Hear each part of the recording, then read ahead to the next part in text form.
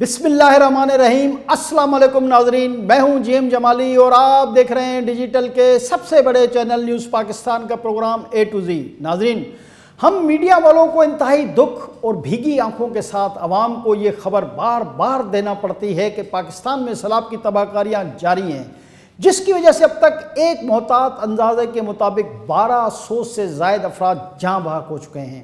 गैर सरकारी आदाद व शुमार के मुताबिक मरने वालों की तादाद इससे बहुत ज़्यादा है, जबकि अभी भी अमवात का सिलसिला मुसलसल जारी है।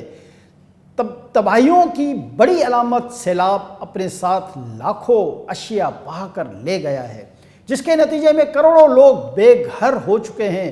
उनकी ज़िंदगी भर की जमा पूंजी बहते पानी की नज़र हो गई है। सैलाब ज़दा इलाकों में खाने पीने की अशिया की शदीद किल्लत पैदा हो चुकी है। सड़कें और पुल सैलाब में बह गए हैं, जिसकी वजह से एक इलाका दूसरे इलाके से बिल्कुल कट कर ही रह गया है और ज़मीनी राब्ता तकरीबन ख़त्म होता हुआ नज़र आ रहा है। सिंध और पंजाब के दरमियान ट्रैफिक मुअत्तल है, जबकि सिंध और बलूचिस्तान के दरमियान भी ट्रैफिक मुअत्तल हो चुकी है। ताहम गैर रवायती कच्चे रास्तों पर ट्रैफिक नहायत सुस्त रफ्तारी के साथ चल रही है। ज़रई ज़मीनें ज़ेर आब हैं और खड़ी फसलें तबाह हो चुकी हैं। अक़वाम मुत्तहिदा की रिपोर्ट के मुताबिक 80,000 से ज़ायद हामला ख़वातीन को बदतरीन हालात और सूरत हाल का सामना है और ज़चगी के वक्त उनकी ज़िंदगियों को ख़तरात लाक हो सकते हैं।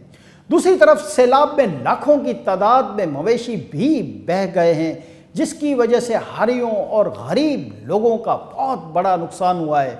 इस सारी सूरत हाल में सबसे ज़्यादा अफसोसनाक पहलू यह है कि मरने वाले 1200 अफराद में से आधे से ज़्यादा को बचाया जा सकता था अगर उन तक बर वक्त सरकारी या गैर सरकारी मदद पहुंच जाती। दूसरी तरफ सैलाब ज़दा इलाकों में बहुत तेज़ी से इंसानी अलमिया जन्म ले रहा है। लाखों अफराद से सरो सामानी की हालत में खुले आसमान तले रहने पर मजबूर हैं। उनके पास ना तो रहने के लिए खैमे हैं और ना ही सोने के लिए चारपाइयाँ, पीने के लिए ना तो पानी है और ना ही रफ़े हाजत के लिए मुनासिब जगह। ख़ास तौर पर रफ़े हाजत के मामले में ख़वातीन को शदीद तरीन मुश्किलात का सामना है। इन हालात में अगर सैलाब ज़दगान की बर वक्त मदद नहीं की गई तो भूख, बीमारियों और बेसरो सामानी की वजह से हज़ारों अफराद लकमाए अजल बनने का ख़दशा मौजूद है। बेशतर सैलाब ज़दा इलाकों में ना तो हुकूमत नज़र आ रही है और ना ही इंतज़ामिया। हुकूमत अपनी बेबसी और कम वसाइल का रोना रो रही है, तो दूसरी तरफ लुटेरे और नौसरबाज भी इन इलाकों में सरगर्म हो चुके हैं, जिसकी वजह से लोगों की मुश्किलात में मज़ीद इजाफे का ख़दशात बढ़ते जा रहे हैं। पाकिस्तान में सैलाब की वजह से सबसे कम तबाही पंजाब में हुई, यानी पंजाब का 10% से भी कम इलाका सैलाब से मुतासिर हुआ है। लेकिन जितनी तबाही इस 10% इलाके में हुई है वो भी नाकाबिले बयान है। पंजाब में सबसे ज़्यादा तबाही ज़िला राजनपुर और उसके एतराफ़ के इलाकों में हुई है। सैलाब की तबाहकारियों के हवाले से अगर खैबर पख्तूनख्वा की बात की जाए तो यहाँ भी 8 से 10% इलाकों में तबाही हुई है और सैलाब से सैकड़ों लोग लुक़मा अजल बन गए हैं। गिलगित बल्तिस्तान में भी पानी के रेले बहुत कुछ बहा कर ले गए हैं, जबकि कश्मीर में भी दरियाओं में तुग़यानी की वजह से बहुत ज़्यादा नुकसान हुआ है। सैलाब की वजह से तबाही के एतबार से बलूचिस्तान दूसरे नंबर पर है, यहाँ बड़े पैमाने पर तबाही हुई है। इस सूबे के 30 से 35% इलाकों में तबाही फैली हुई है। घर, सड़कें, पुल और छोटे डैम बह गए हैं और पहले से तबाह हाल बलूचिस्तान में हर तरफ मज़ीद तबाही और बर्बादी का मुंह चढ़ा रही है। मिर्चों, टमाटर, आलू, प्याज समेत दीगर सब्जियों की फसलें मुकम्मल तौर पर तबाह हो चुकी हैं, जबकि दूसरी तरफ बलूचिस्तान की हुकूमत हमेशा की तरह अब भी अपना नाअहली का रिकॉर्ड कायम रखे हुए है और सैलाब ज़दा इलाकों में बहाली का काम न होने के बराबर नज़र आ रहा है। लेकिन नाज़रीन, नहायत दुख से ये बात आपके गोशे गुजार करना ज़रूरी है कि सैलाब से पूरे मुल्क में होने वाली तबाही एक तरफ और सिंध में सैलाब की तबाहकारियाँ एक तरफ हैं। اس کی ایک وجہ دریائے سندھ میں ملک کے تقریباً تمام ہی دریاؤں سے آنے والا پانی بھی ہے۔ دریائے سندھ میں طغیانی کی وجہ سے دریا اور نہروں کے طرف بند ٹوٹ گئے اور پانی آبادیوں میں داخل ہو گیا، جس کی وجہ سے سندھ کا 70% سے زائد رقبہ سیلابی پانی سے بری طرح متاثر ہوا ہے۔ لیفٹ بینک کینال اور رائٹ بینک کینال کے اطراف کے علاقے تو تباہی سے دوچار ہیں، لیکن ان سے ملحقہ علاقے بھی سیلابی پانی کی زد میں ہیں۔ گوگل سے لی گئی ایک سیٹلائٹ تصویر کے مطابق سندھ میں دریا کے اطراف کے علاقوں کے علاوہ سینکڑوں کلومیٹر سے زائد زمین تالاب کا منظر پیش کر رہی ہے۔ سندھ کا دیگر صوبوں سے زمینی رابطہ تقریباً منقطع ہو کر رہ گیا ہے۔ بعض علاقے ایسے بھی ہیں کہ جہاں خشکی ڈھونڈنے سے بھی نظر نہیں آ رہی۔ سیلاب سندھ کے مکینوں کے گھر، مال مویشی، ساز و سامان، یہاں تک کہ خواتین اور مرد سب کچھ بہا کر لے گیا ہے۔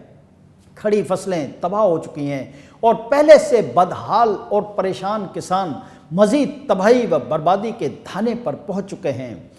سندھ ہر زاویے اور ہر نظر سے تباہیوں، بربادیوں اور قسم پرسی کا منظر پیش کر رہا ہے۔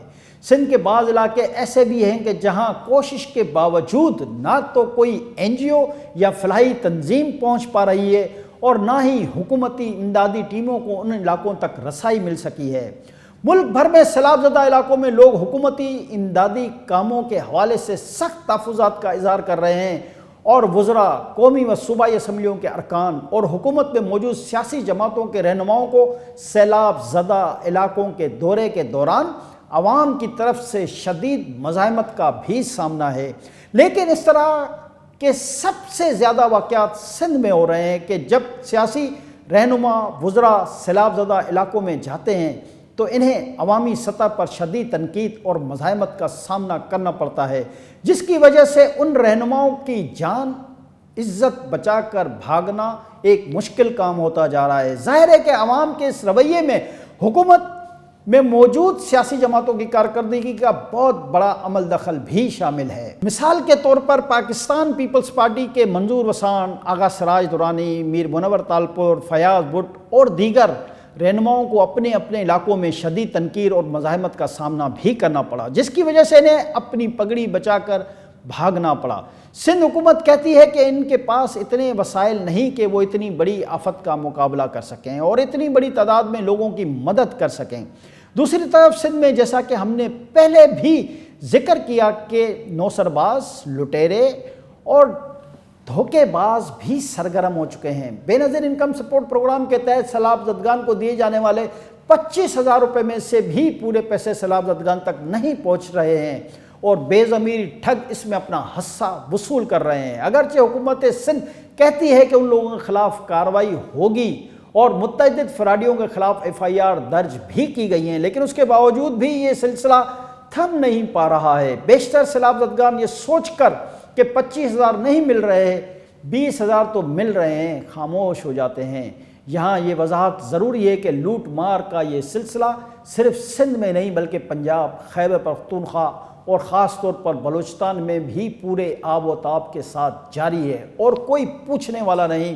بعض علاقوں میں امدادی سامان سے لدے ہوئے ٹرک مارکیٹ میں فروخت کیے جا رہے ہیں، جو نہایت ہی افسوسناک، شرمناک عمل ہے، جس پر حکومت کو فوری طور پر سخت ترین ایکشن لینے کی ضرورت ہے۔ پاکستان میں مستحق کو اس کا حق نہ ملنا ایک معمول کی بات بنتی جا رہی ہے۔ یہ بات اور بھی زیادہ غیر معمولی لگنے لگتی ہے کہ جب موت کی دہلیز پر کھڑے لوگوں سے ان کے مال میں سے حصہ مانگا جائے۔ ملک کے سیلاب زدہ علاقوں میں سندھ کے علاوہ پاکستان بھر میں اس وقت صوبائی اور وفاقی حکومتوں کے علاوہ درجنوں NGOز اور فلاحی تنظیمیں کام کر رہی ہیں، جو روزانہ ہزاروں لوگوں کی مدد کر رہی ہیں اور انہیں خوراک و ادویات پہنچا رہی ہیں۔ علاوہ ازیں پاک فوج اور ایئر فورس کی ٹیمیں بھی سیلاب زدگان کی مدد کر رہی ہیں۔ دوسری طرف بیرون ملک سے بھی پاکستان امداد پہنچنا شروع ہو گئی ہے اور امریکہ، برطانیہ، UAE، ایران، ترکی، سعودی عرب اور دیگر دوست ملکوں نے پاکستان کے سیلاب زدہ علاقوں میں مدد کی پیشکش کی ہے، بلکہ کچھ ملکوں کی طرف سے امدادی سامان کی پاکستان آمد بھی شروع ہو چکی ہے۔ لیکن جس بڑے پیمانے پر تباہی ہوئی ہے اس کے لیے مزید مغیر حضرات، اداروں اور NGOs کی ضرورت ہے کہ جو سیلاب زدگان کی مدد ہو سکتی ہے اس میں اپنا حصہ ڈالیں۔